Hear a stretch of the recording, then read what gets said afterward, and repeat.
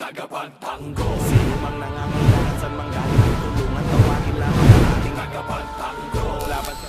Lola, pwede ba tayo kumain? Gutom na ako eh. Naku, pasensya ka na ako ha. Wala pa tayong pere. Mamaya, sana may mabuting tao hulog ng langit na magbigay sa atin ng pera ha. Kasi kuya, gutom na po ako. Buting tiis ako. Antay lang tayo ha. Kuya, palimos po. Palimos, ate. Kuya, palimos po. Pangkain lang po. Palimos po. Pasensyahan niyo na ho yan. Para saan to? Ang dami nito. Wala ho, konting tulong lang po para sa pagkain niyo saka pambili ng konting damit. Ako. Salamat po. Dininig ng Panginoon ang dalangin ko. Pagpalain ka naman ng Panginoon ako. Salamat. Ayos ka lang ba? Mabuti lang ako, Tanggol. Paano ko ngayon yan? Saan ka pupunta? Hindi ko nga alam eh. Wala akong kamag-anak dito. Isa lang ako sa Manila. Saan ba probinsya mo? Sa amin, sa Samar. Wawa ka naman pala eh. Pareho lang pala tayo, nag-iisa na sa buhay. Bakit saan ba yung pamilya mo? Dito lang kami sa Quiapo. Kaya lang, ayaw sa akin ng pamilya ko, kaya ngayon mag-isa na lang ako sa buhay ko. Nakikituloy ako sa kaibigan ko. Parehas pala tayo mag-isa lang sa buhay. Alam mo, mabuti pa sumama ka na lang muna sa akin. Dadaling kita doon kalababols para magamot yung mga sugat mo. Talaga ba, Tanggol? Oo. Sige na. Salamat ha. Ano, kaya mo ba?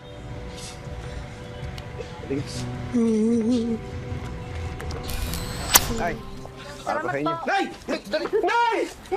Nay! Nay! Nay! Enteng! Nay! Nay! Anong ginagawa niyo dito? Nay, Pinaghahanap kayo ng mga pulis. Baka makita kayo ni Rigor. Nay. Kakamustahin lang namin kayo, ha? Tsaka ito, mamimigay kami nito sa mga kasama natin dito. Tsaka yan, para sa inyo yan, ha?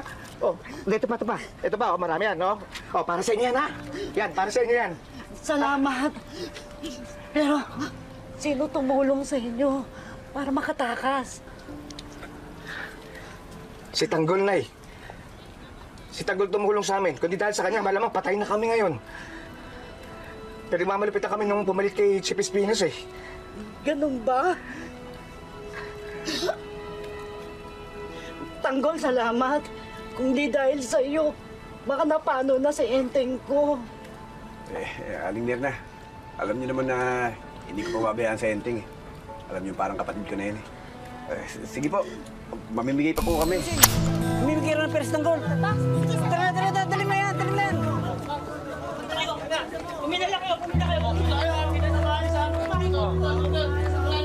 Wala magkakagulo, ha? Alam mo, Teng, walang magiging silbi ang lahat ng kayamanan at pera natin kung sasarilinin lang natin to. Kaya naisip ko, dapat itulong natin sa mga tao na nangangailangan. Hindi para gumante. Kahit ano pang sakit ang naramdaman ko sa kanila. Babalikan natin sila ng kabutihan. Ay. Sana maraming Tanggol na katulad mo, ano? Alam mo yun, yung hindi nasisilaw sa yaman at pera na tinatamasa mo. Tanggol, alam mo naman ang sitwasyon natin dito sa bahay. Alam mo namang kinakapos na tayo sa pang-araw-araw, magdadagdag ka pa ng isa pang responsibilidad. Lulay, hindi lang po isa eh. Anong hindi lang isa?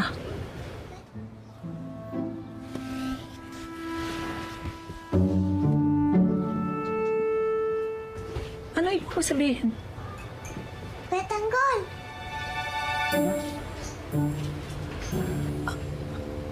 Sino ito? Kapatid po ni Tolix la. Halika nga. Halika. Anong pangalan mo? Ako po si Tana at ito naman po yung kapatid ko, si Tolix. La, hindi ko naman po na gusto sana silang patuloyin dito eh. Kaya alam ko naaawa ako sa kanila dahil pinalayas po sila nung nag-aalaga sa kanila. Wala pong pupuntahan yung mga bata. Napag-desisyonan ko po na patirahin na lang po sila dito. Diyos ko, ano ba itong pinasok natin? Bakit kailangan natin pamatay para magbenta ng ginto? Tanggol! Anong ginawa mo? Bakit mo sila pinatay? Ima, kapag di namin sila pinatay, sigurado kayong papatayin nila. Tama si Tanggol. Kung hindi nangyari ito, kung hindi sila pinatay, malamang tayong mamamatay. Amanda, ibigay mo na ang parte nila. 10%.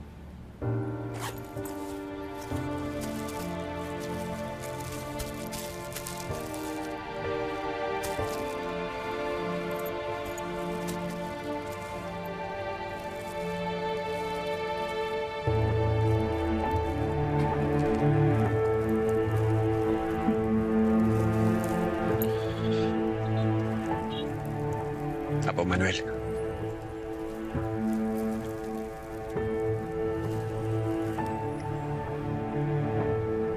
Dagdag niyo na po ito. Para sa pagbabagong buhay niyo. Para mabili niyo na yung lupang pinapangarap niyo. At makapagtayo kayo ng negosyo. Maraming salamat, Tanggol. Malaking may tutulong ng halagang to para sa pagpapanibagong buhay namin.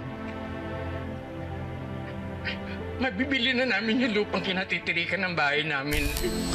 Ba't nandito ka? Papo, niligtas niya yung buhay ko. Ano? Paano? Hinahabol ako ng mga tauhan nila. Tinulungan niya ako makatakas.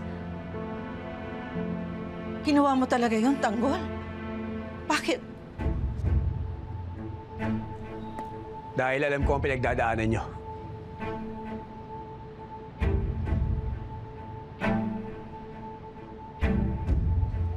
Ilang beses ko na kayo binalaan, pero hindi kayo nakinig.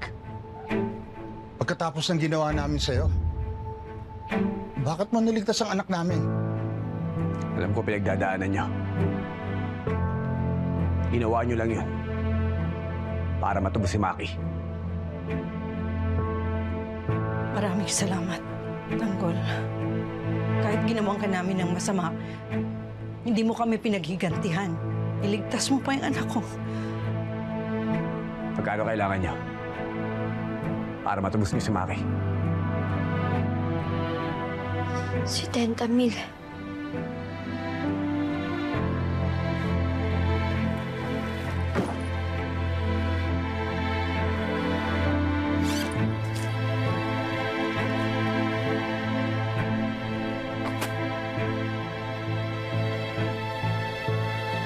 $100,000. Tubusin niyo si Maki. Takbo lang ating masasandalan. Congratulations po. Si takbo lang pag-asa ng May bagong bahay na po kayo ngayon. Maraming salamat po. hindi ka iiwanan. Milenyo, isigaw mo ang mayor. Sa kanyang na walang magugutom sa Maynila. Sinisigurado po niya na kapag ikaw ay walang makain kahit isang beses isang araw, meron kayo makakain. Basta pumili lamang kayo dito. Ngayon po ay meron po tayong lugaw. Pagkatapos po dito, pwede po kayo pumunta doon sa hospital natin. Libre po ang check-up. Dinudulo po sa ang haba ng pila ng libreng pagkakusan ni Mayor Tanggol Montenegro. Nandito na po si Mayor Tanggol Montenegro. Kung makikita niyo po talaga mga kaibigan, personal niya po na sinisilip kanyang mga pinapaayos dito sa Maynila. Aalagaan mga senior citizen, kabataan natin ay tuturuan na maging atleta ng ating bayan at tutulungan ang mga tao magkaroon ng trabaho o negosyo. May resibo bawat proyekto, ang mga korap makakalaboso. Yung asawa ko, hindi mo tayo sa loob. Ako na ba natay? Tumawagin mo pero!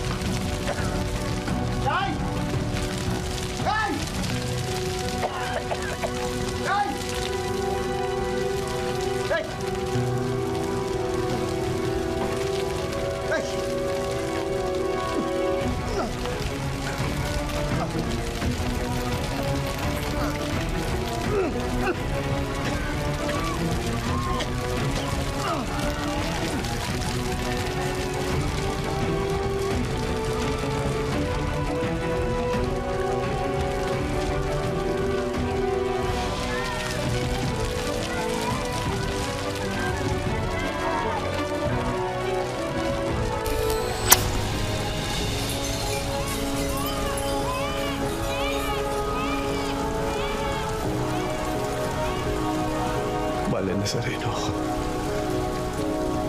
Tulungan mo kami. Tulungan mo kami makaligtas dito.